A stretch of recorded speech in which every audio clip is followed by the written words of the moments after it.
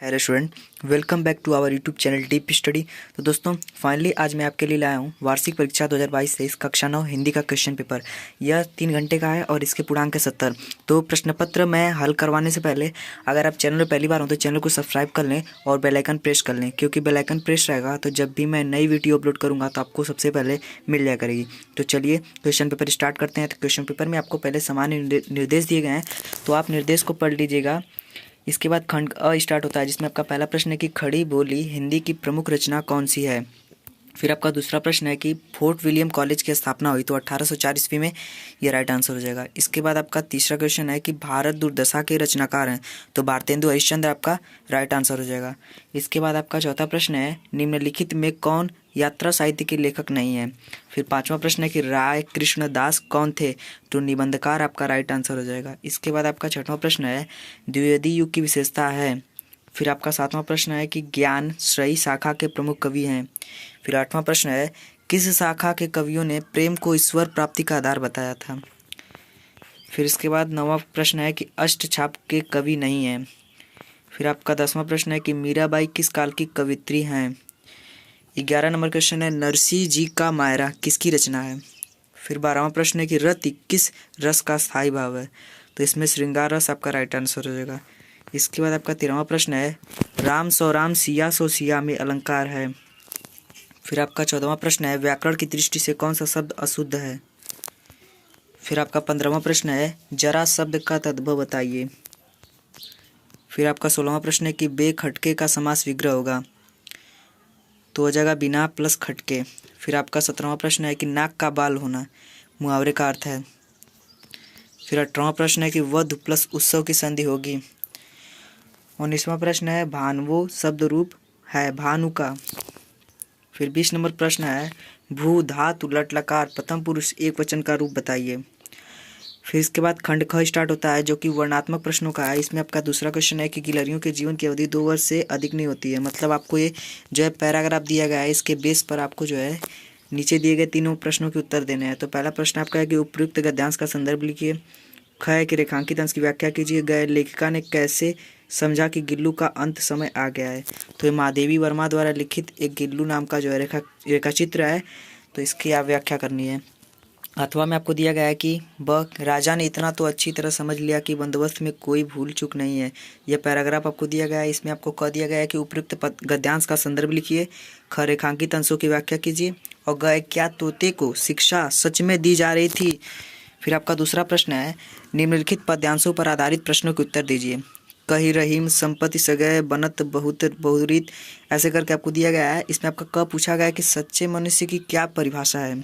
ख है मनुष्य के जीवन में सच्चे मित्र की आवश्यकता क्यों है। ग है जीवन में प्रेम का महत्व बताइए।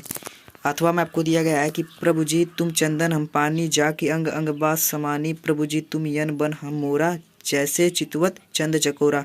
आपको ये दोहा दिया गया है। इसमें पूछा गया है कि चंदन के समान कौन बहुमूल्य है। दूसरा है कि जाकी अंग अंग बस समानी, इस पंक्ति का आशय स्पष्ट कीजिए। फिर ग है कि कवि ने किन उदाहरणों द्वारा ईश्वर के प्रति प्रेम व्यक्त किया है। इसके बाद आपका तीसरा प्रश्न है निम्नलिखित संस्कृत गद्यांशों में से किसी एक का संदर्भ सहित हिंदी में अनुवाद अपने शब्दों में कीजिए। रामकृष्णस्य विषये एवं विद्या बहवः कथानां प्रसिद्धा सन्ति, मतलब आपको संस्कृत में दिया गया, इसका हिंदी में आपको अनुवाद करना है, वो भी संदर्भ सहित। इसके बाद आपका ख प्रश्न है निम्नलिखित संस्कृत पद्यांशों में से किसी एक का संदर्भ सहित हिंदी में अनुवाद कीजिए। आपको ये पद्यांश दिए गए हैं, अथवा करके आपको 2 दिया गया है। इसमें से आपको किसी एक का जो है हिंदी में अनुवाद करना है, वो भी संदर्भ सहित। फिर 5वां प्रश्न आपका है कि दीपदान एकांकी का सारांश अपने शब्दों में लिखिए। आपको दीपदान एकांकी का सारांश अपने शब्दों में लिखना है। अथवा में आपको दिया गया कि लक्ष्मी का स्वागत एकांकी का कथानक अपने शब्दों में लिखिए। फिर आपका 6वां प्रश्न इसमें क है निम्नलिखित लेखकों में से किसी एक का जीवन परिचय देते हुए उनकी किन्हीं 2 रचनाओं का नाम लिखिए। हजारी प्रसाद द्विवेदी, काका कालेलकर, रविन्द्रनाथ टैगोर। इनमें से किन्हीं एक का आपको जीवन परिचय देना है और उनकी कृतियों का नाम लिखना है, 2 कृति का। फिर वह है कि निम्नलिखित कवियों में से किसी एक कवि का जीवन परिचय दीजिए तथा उनकी एक एक रचना का नाम लिखिए।